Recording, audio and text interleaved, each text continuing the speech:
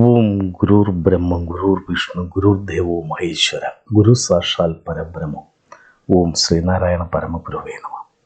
ശ്രീനാരായണ ഗുരുദേവനെ ഹിന്ദുമതത്തിൽ നിന്നും സനാതന ധർമ്മങ്ങളിൽ നിന്നും അടർത്തി മാറ്റാനുള്ള ചില ആളുകളുടെ ശ്രമം, അത് കേരളത്തിൻ്റെ മുഖ്യമന്ത്രി പിണറായി വിജയനായാലും KPCCയുടെ പ്രസിഡന്റ് കെ സുധാകരനായാലും, അത് വോട്ട് ബാങ്ക് ലക്ഷ്യം വച്ചുള്ള പ്രവർത്തനം മാത്രമാണ്.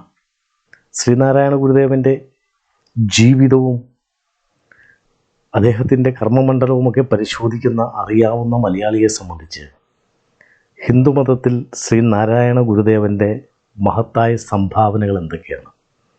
ഗുരുദേവൻ 42 ക്ഷേത്രങ്ങൾ സ്ഥാപിച്ചിട്ടുണ്ട്.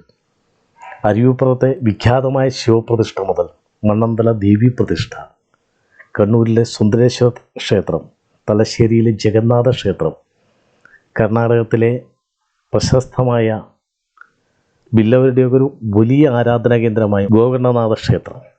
അപ്പോൾ ഈ 42 ക്ഷേത്രങ്ങൾ സ്ഥാപിച്ചത് ഹൈന്ദവ ക്ഷേത്രങ്ങളാണ്. ഗുരുദേവൻ മറ്റേതെങ്കിലും മതങ്ങൾ വിളിച്ചുകൊണ്ടുപോയി മോസ്ക് സ്ഥാപിച്ചതായിട്ടോ പള്ളി സ്ഥാപിച്ചതായിട്ടോ ആർക്കും അറിയില്ല. ഈ 42 ക്ഷേത്രങ്ങളിലും ഹൈന്ദവ മത ആരാധനകളുടെ കീഴ്വഴക്കങ്ങളും അനുസരിച്ചുള്ള പൂജകളാണ് നടത്തപ്പെടുന്നത്. ഗുരുവിനെ സംബന്ധിച്ച് ഗുരു ജീവിച്ചിരിക്കുന്ന കാലത്ത് തന്നെ ഗുരുവിൻ്റെ അസാന്നിധ്യത്തിൽ ശിവഗിരി മഠത്തിൽ ഗുരുപൂജയും ഗുരുപുഷ്പാഞ്ജലിയും നടന്നിട്ടുണ്ട്. ഗുരു ജീവിച്ചിരിക്കുന്ന കാലത്ത് ഗുരു ആരാധ്യനായിരുന്നു. അപ്പോൾ ഈ ഗുരുപുഷ്പാഞ്ജലി, ഗുരുപൂജ എന്നൊക്കെ പറയുന്നത് ഹൈന്ദവ മത ആചാരങ്ങളുടെ ഭാഗമായുള്ള ഒന്നാണ്.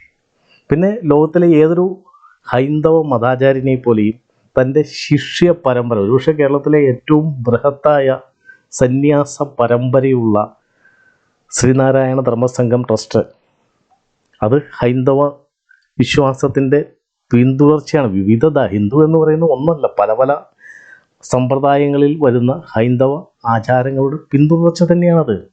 അങ്ങനെയുള്ള ശ്രീനാരായണ ഗുരുദേവൻ, പിന്നെ ഇതിനൊക്കെ വ്യത്യസ്തമായി ഗുരുദേവനെ സാമൂഹ്യ പരിഷ്കർത്താവായി കാണാം. ഹിന്ദുമതത്തിൻ്റെ നവോദ്ധാരകൻ. ഇന്ന് ഹിന്ദുമതം ഒരു ഭൂരിപക്ഷ മതമായി ഇവിടെ നിൽക്കുന്നുണ്ടെങ്കിൽ അതിന് ശ്രീനാരായണ ഗുരുദേവൻ്റെ സംഭാവന എന്താണ്? കേരള കൗമുദിയുടെ സ്ഥാപക പത്രാധിപരായിരുന്ന CV കുഞ്ഞിരാമനും SNDP യോഗത്തിൻ്റെ മുൻ പ്രസിഡൻ്റായിരുന്ന മിതവാദി C കൃഷ്ണൻ്റെയും ഒക്കെ നേതൃത്വത്തിൽ അന്നത്തെ ജാതീയമായ ഉച്ചനീചത്വത്തിനെതിരെ ഹിന്ദു ഈഴവ ജനവിഭാഗത്തിൽപ്പെട്ട ആളുകൾ ബുദ്ധമതത്തിൽ ചേരണമെന്നും ക്രൈസ്തവ മതത്തിൽ ചേരണമെന്നും ആശയമുണ്ടായപ്പോൾ ഈ ഹിന്ദു ജനിച്ചു വളർന്ന ഹിന്ദു സനാതന ധർമ്മത്തിൽ നിന്നുകൊണ്ട് തന്നെ അവിടെ ഒരു സ്പേസ് കണ്ടെത്താനും അവിടെ തങ്ങളുടേതായ സാന്നിധ്യം ഉറപ്പിക്കാനും ഒക്കെ കഴിഞ്ഞത് ഗുരുവിൻ്റെ ദൃഢമായ നിശ്ചയങ്ങൾ കൊണ്ട് തന്നെയാണ്. ആ ഗുരുദേവനെ ഹിന്ദുവല്ല എന്ന് പറയുമ്പോൾ ക്രൈസ്തവ മതത്തിൽ നിന്ന് ക്രിസ്തുയേശുവിനെ മാറ്റി നിർത്തുന്ന പോലെ, ഇസ്ലാം മതത്തിൽ നിന്ന് മുഹമ്മദ് നബിയെ മാറ്റി നിർത്തുന്ന പോലെ ഒരു വല്ലാത്ത വങ്കത്തരമാണ് കേരളത്തിൻ്റെ ചില രാഷ്ട്രീയക്കാർ കാണിക്കുന്നത്. ഇവരുടെയൊക്കെ രാഷ്ട്രീയം പറയേണ്ടത് ആവശ്യമായിരിക്കാം. പക്ഷേ ഗുരുദേവൻ ഇവരൊക്കെ ഭയപ്പെടുന്നൊരു കാര്യമുണ്ട്. ഗുരുവിനെ നമ്മൾ ഈ പറയുന്ന എല്ലാ മുഖങ്ങൾക്കും അപ്പുറം തിരുക്കൊച്ചിയിലെ ഈഴവരെ സംബന്ധിച്ച് അവരുടെ വീടുകളിൽ മറ്റു ദൈവങ്ങൾക്കൊപ്പം ദൈനംദിന ആരാധന നടത്തുന്ന ലോകമെമ്പാടും ഇതുണ്ട്. അത് ഏറ്റവും തീക്ഷ്ണമായുള്ളത് തിരുക്കൊച്ചിയിലാണ്. അപ്പോൾ ഗുരു ഞങ്ങളുടെ ഒരു ദൈവമായി കണ്ടുകൊണ്ട് ഞങ്ങളുടെ ജീവിതത്തിലെ പുരകേറി താമസമായാലും കല്യാണമായാലും എന്തിനും ഒരു ആളുടെ മരണാനന്തര ചടങ്ങ് പോലും ആ ഗുരു വിഭാവന ചെയ്ത രീതിയിലാണ് നടക്കുന്നത്.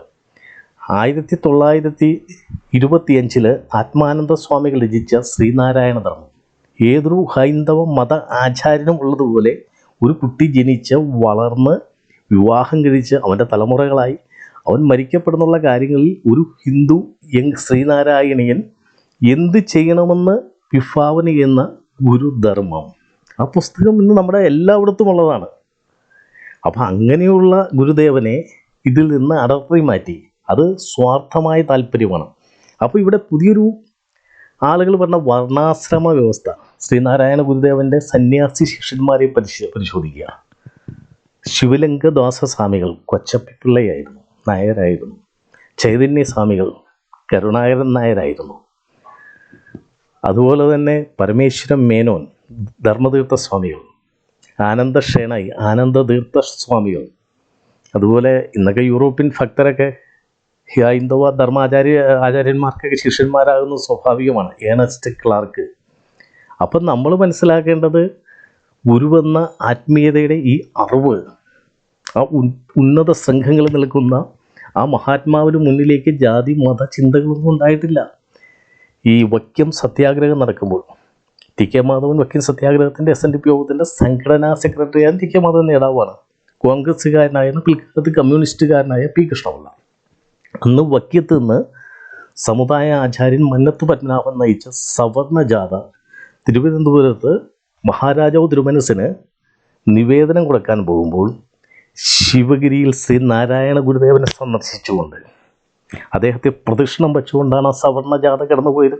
അതുപോലെ മന്നത്തിൻ്റെ അതിവിഖ്യാതമായൊരു ഡയലോഗുണ്ട്: നമ്മൾ നായരാണ്, ഈഴവനാണ്, നമ്മൾ പട്ടികവർഗ വിഭാഗത്തിൽപ്പെട്ടയാളാണ്, പക്ഷേ നമ്മൾ ശ്രീ നാരായണീയരാണ്. ഈ വിഖ്യാതമായ വാക്ക് പറഞ്ഞത് ഭാരതകേസരി മന്നത്ത് പത്മനാഭനാണ്. ഇപ്പോൾ വോട്ട് ബാങ്ക് രാഷ്ട്രീയത്തെ മാത്രം ലക്ഷ്യം വെച്ചുകൊണ്ട് ഹിന്ദുവിൽ ഒരു വിഭാഗീയത ഉണ്ടാക്കി മാറ്റുകയാണ്. ഹിന്ദു വിഭാഗങ്ങളെ ജാതീയമായും വേർതിരിക്കുക എന്ന രാഷ്ട്രീയക്കാരൻ്റെ കുബുദ്ധി. അതിനെതിരെ ആ സമുദായം ജാഗ്രതപ്പെടണം. അതോടൊപ്പം തന്നെ ഒന്ന് ശ്രദ്ധിക്കാനുണ്ട്: ശ്രീനാരായണ ഗുരുദേവൻ മലയാളം, സംസ്കൃതം, തമിഴ് ഭാഷകളിലായി 64ഓളം കൃതികൾ രചിച്ചിട്ടുണ്ട്. കീർത്തനങ്ങളാവാം, സ്തോത്രങ്ങളാവാം, ദാർശനികമായ കൃതികളാവാം. പക്ഷേ ഈ 64 കൃതികളും തൻ്റെ ആത്മീയതയെ പ്രകാശിപ്പിക്കുന്നതിന് വേണ്ടിയാണ് ഗുരുദേവൻ രചിച്ചത്. ഈ 64 കൃതികളിൽ 2 ലൈൻ ഒഴിച്ച ബാക്കിയെല്ലാം ഹൈന്ദവമാണ്, ഹിന്ദു വിശ്വാസ പ്രമാണങ്ങളെ പിൻപറ്റുന്നതാണ്. ഗുരുദേവനെ ഹൈന്ദവ മതത്തിൽ നിന്ന് മാറ്റി തങ്ങളുടെ ചേരിയിൽ കൊണ്ടുവരാൻ രാഷ്ട്രീയക്കാർ ശ്രമിക്കുന്നുണ്ടെങ്കിൽ ആ കുബുദ്ധി കേരളത്തിൽ വിലപ്പോകില്ല.